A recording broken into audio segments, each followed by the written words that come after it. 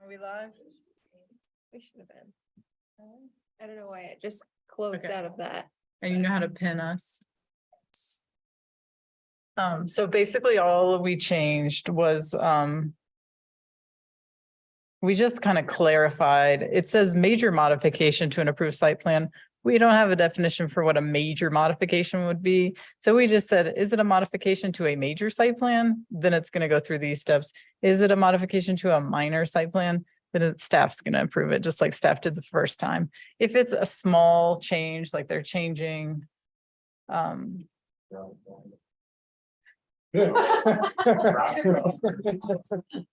really, we use our discretion. You know, if they're raising building height, if they're adding some architectural elements, if they're changing roof features, if they're taking two buildings and squeezing them together and making one, we're gonna bring that back to you. If they're changing the railing detail, we are not gonna bring that back to you. So broad color. Absolutely.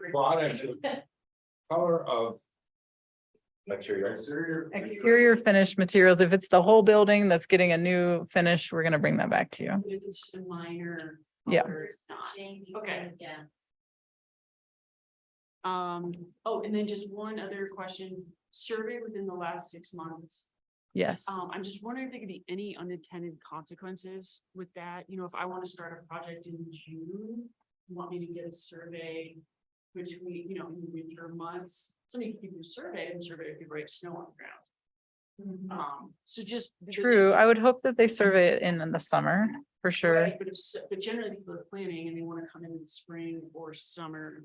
I could see that. So maybe like a year, within a year, because then they could do it in a reasonable. Yeah. And the problem is we get stuff. We get that's from like the eighties. I think a year is more reasonable to like what Jessica's pointing Yeah, out. say a year over, you know, staff may require, you know, it less time if there's changes on the ground. I mean, you can come up with that, but I think you know what I'm saying. Yeah. A single family home in the winter, it's like, good luck. They're gonna come survey and put the post, but then like when the snow melts, there could be, It's not until it's- yeah, there's like things that you might not see, like. Okay, Any other questions? 1 year we're thinking. Questions for staff, Ira? I'm good. Robert, questions for staff? I'm good. I do have one. We picked 6 inches. The trees that got cut down. On Second Avenue. How big were they? I think they were variable, but I think some of them were up to like 10 inches. I have to go back and look at the site, the landscape. 6 inches seems like a pretty good sized tree by the time we cut it down. Is that? Would that be? On YouTube now. It's recording. Deja vu. It's European time. We talked about this already. You're so pleasant saying it.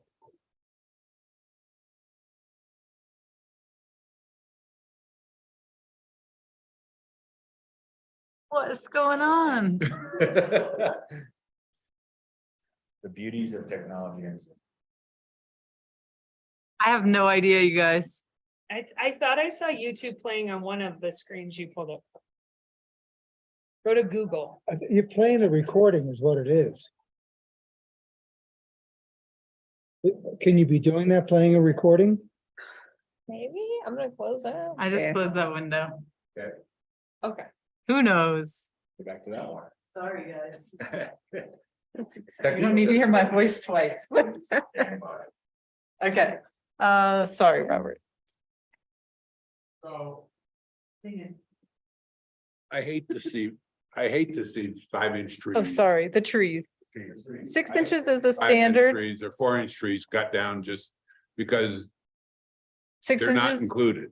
It was not arbitrary. It was considered a mature tree at that point. So in landscape architecture standards, that would be when you would say this is a mature tree, it's established, it should be preserved or protected. If we're thinking like 3-inch trees would be protected, that's a pretty young tree by most community standards. I would say here, maybe it's maybe a little bit older, but you know, if you think about an aspen grove, they're probably not gonna survey every little stick that's coming up out of the ground for the aspen grove, but we definitely want them to note those trees that are 6 inches or larger because of they're older, more established trees. Same with lodge poles, you know, Grove that had, you know. Some of the aspen groves have like 10 trees coming right out of it and all Yeah. of them are like 4 inches or 5 inches. So you can Have cut the them- whole aspen grove down? asking them to designate every tree. Do you know what I mean? I think we're just trying to you're trying to strike a balance between illustrating the mature vegetation on site. And then beyond that, you know, maybe they'll put a large bubble around stands of vegetation or willow shrubs. Do you know what I mean? I don't think we want to get into a place where we're like, you got to locate every stick that's on that piece of property because I think it would be excessive. I just, 6 inches seems like a lot. It's not one I'll argue about. But. Okay, And I think if you would talk to our land surveyors, that's a common standard that they use throughout multiple communities. Any other questions? no, My question, I think I read it somewhere, that the Munsell chart and then like inclusionary zoning, those are still to come. They're still on the burner of like, these need to be corrected as well. Like, I know it's an evolving document all the time, but There are some modifications to parking, inclusionary zoning. There were some of the topics that we touched on that we just feel like we really want to get these things cleaned up and pushed through, hopefully then within the go next to month or those. so. And then like Don said, we're going to bring you that affordable housing overlay at the very next meeting.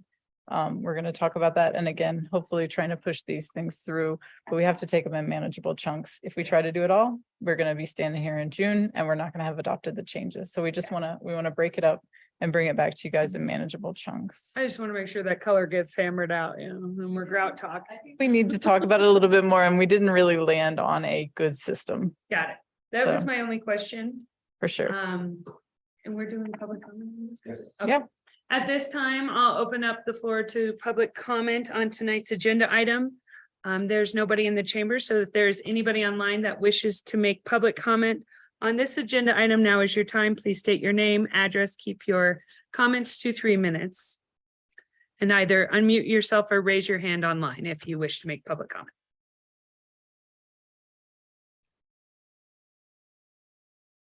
I am seeing no public comment, so I will close the public comment portion of this agenda item and we will move on to commissioner comments. I know we did a lot of. Or do you have additional comments on you'd like to make? Robert? no, I'm comfortable. No, I'm in support. About, yeah, I don't think it comments very much. Yeah. Sorry about that. I thought it worked better. Jessica, any additional comments? All right, and so those were notated on I have the them noted. extensive Yeah. extension.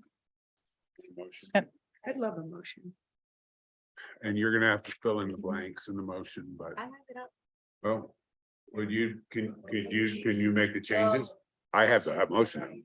Fill in the changes. File number UDC 23-0001. I move that the recommended findings set forth in the January 6, 2023 staff report be made. And that the planning commission with the changes discussed hereby recommends approval to town council of the code text amendments to chapter 180 of the code of ordinances of the town of Frisco concerning the unified development code. Great. Cheryl, will you please take a vote? Commissioner Withrow, Yes. Commissioner Franken, Commissioner Potter, Yes. Commissioner Lesmus, Yes. Commissioner Tain. Yes, Great. Any staff updates? Well, one, I mentioned it during the last public hearing, and this is, you will be seeing it at your next meeting on February 2nd as a work session item. More code amendments, and this would be for affordable housing incentives. We've been, as you know, we've been talking about some of these for a long time, as opposed to a housing overlay or some other terms that have been put out there. So this consolidates a lot of those and brings that in. There's parking, there's incentives such as potential slight increases of height and some other things that could be utilized by a developer if it's a 50% or 100% affordable development in order to maybe allow, whether it's additional units or increase constructability or whatever else. So council had a pretty robust work session at that on night, and so they're looking forward. While they did not come to a complete consensus on all of those, they wanted to sort of they thought it was time to get the planning commission started on that as well. So there'll be dinner on February 2nd. Yes, there will be dinner on February. If it was robust at that level, I'm sure it's going to be robust here too. I think it will be robust. I mean, well, honestly, a huge part of the discussion was parking. Shockingly, that was a big discussion because there's a lot of differing opinions on that. I'm sorry to miss. That, or they have other reasons. Well, there's multiple reasons. One, our work session, we've just got a ton going on. Our work sessions are typically set from 4 to 6:30, and the next 3 are full with various things. Secondly, there was a couple of executive sessions at that same. At the same special meeting on Tuesday night, and so there's some urgency on some of these projects. Any updates on Foots? Right? Anything on Foots, Russ? It is under review.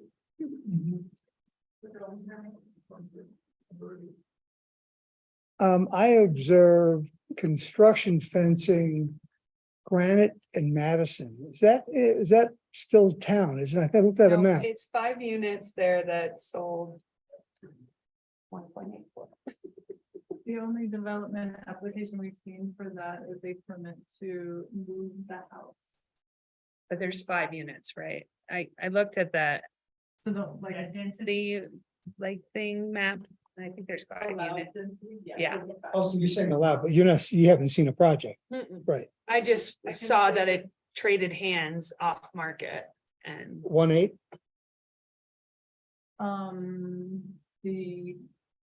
They submitted a minor site plan application to move the house that's there today and demo the garage. And the site plan application that they submitted had a conceptual plan showing 5 units, with the house. including the house, yeah. I'm surprised by that. So, anything movement on Lark Avenue? The business license has been issued, and I think the building permit was transferred over to Casa Sanchez. What is it gonna be? It's a Mexican restaurant. But it's going out. They have one, it's going to close now, but we're. So, but nothing on the rest of They that have property. finished out their building permit. We have not seen a resubmittal on the rest of the property. And to confuse things further, they have gained approval for a subdivision of 720 East Main, which is the building that High Side is in, and that is now named the Sky House condominiums. Don't be confused. Commercial kind of. Commercial condo. So the application for the log cabin was named Sky House condos as well. They're gonna condominiumize that building They at have. the corner. Yes. Kelsey signed the plat tonight. Do they plan on selling them off or I would assume That's- so, but. usually what people do when they kind of in Right. commercial space, but.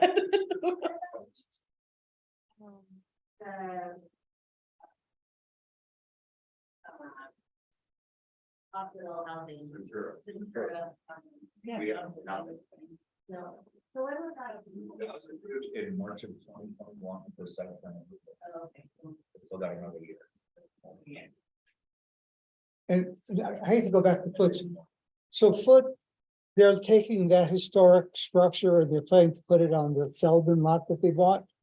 Temporarily, so yeah, what's known as the Staley House will be relocated to the lot of 25 Water Tower Way, as well as a couple of those cabins that are at the corner of the will also be moving over there. The blacksmith house they're going to try to take down in a reasonable manner and reassemble it.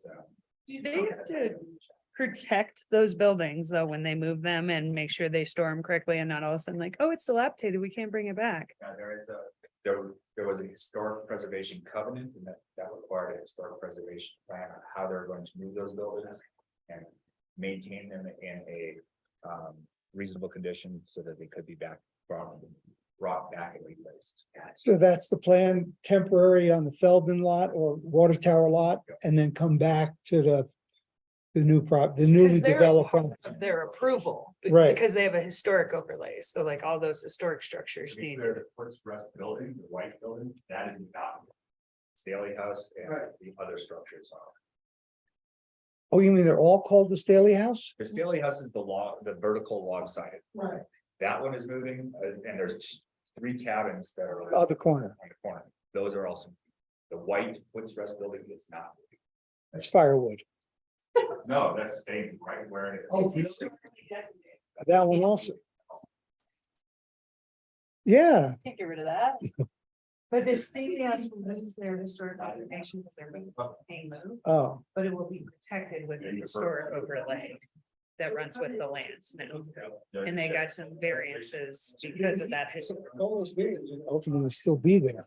Pretty cool little design. if they want to.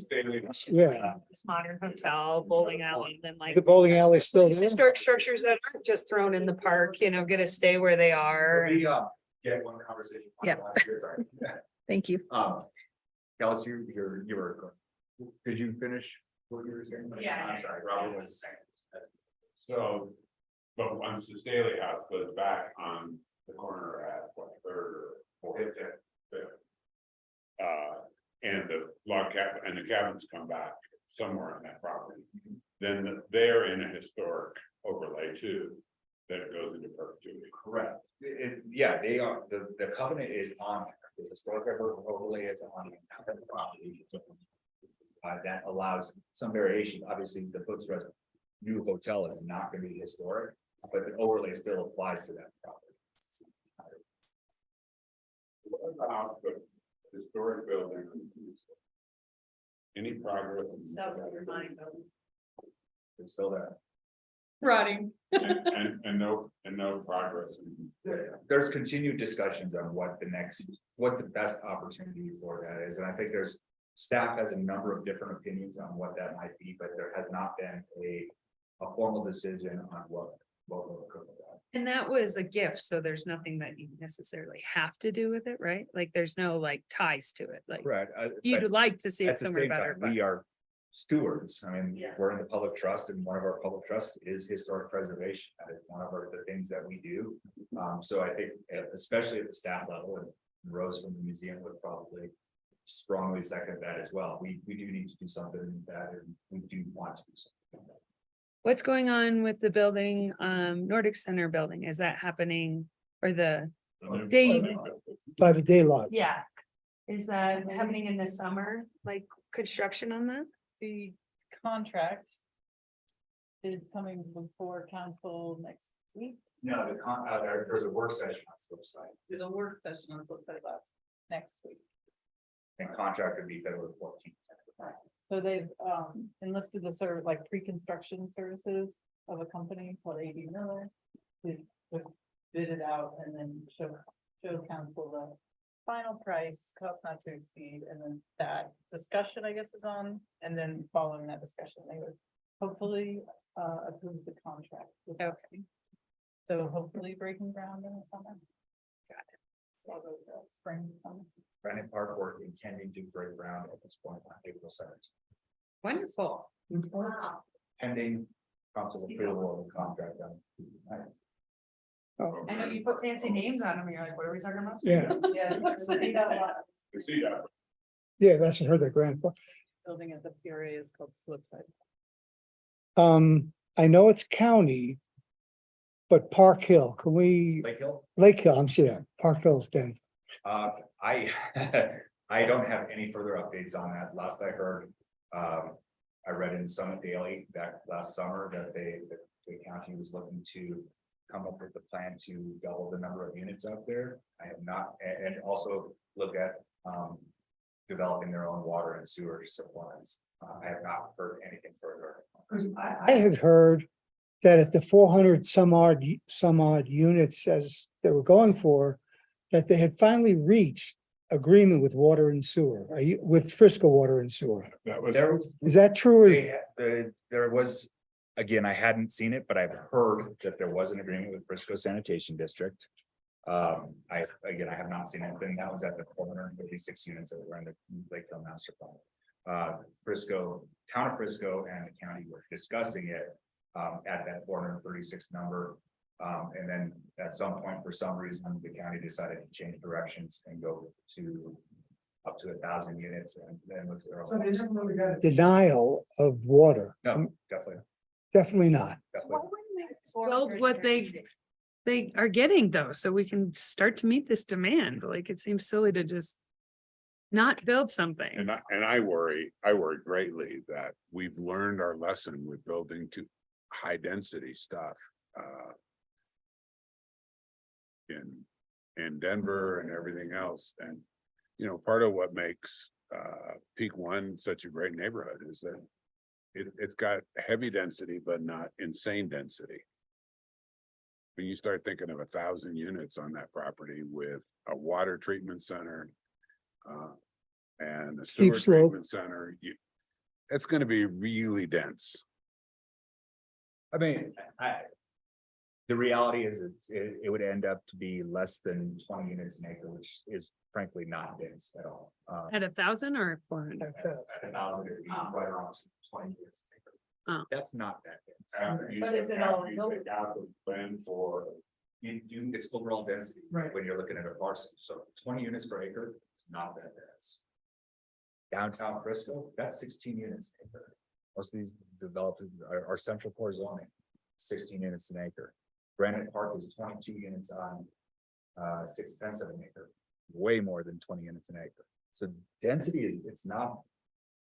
density isn't something to be afraid of. Density comes with impacts, it comes with water, sewer, road infrastructure challenges and impacts that you have to mitigate and address. But density is not bad.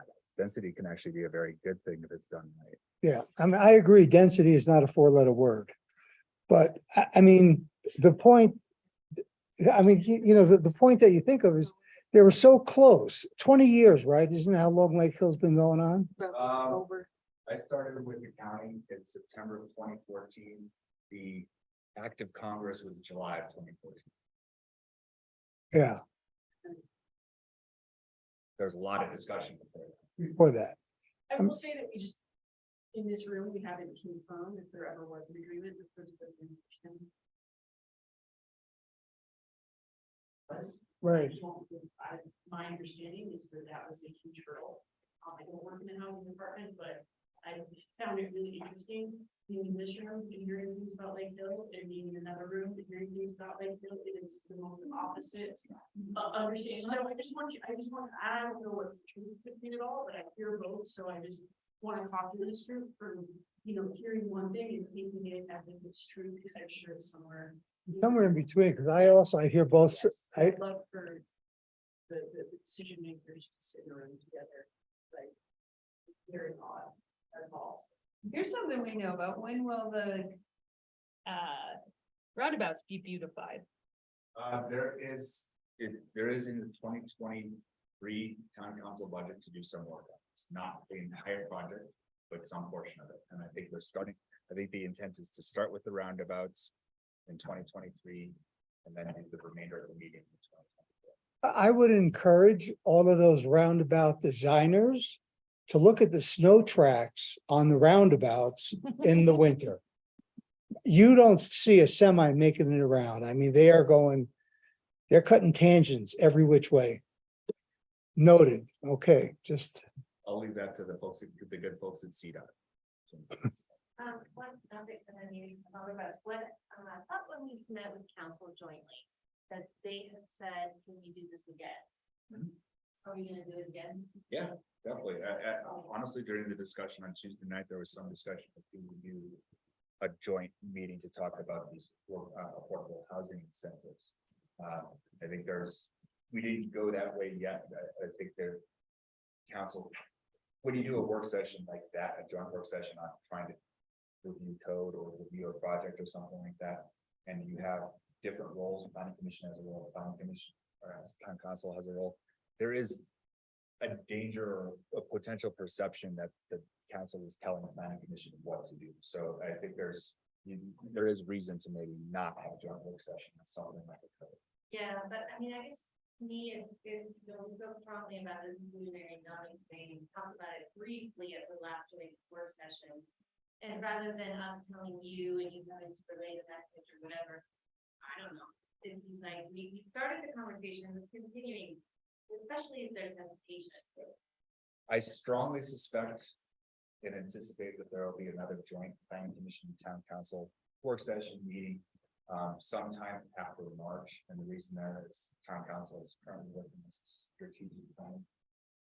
Town manager, so really kind of working through and getting what their mission and their policies and getting a good handle on that. And then I think having the town commission will probably occur. Anything else? Do we have a? Move we adjourn. You can cover. Have you seen, the long job we approved request from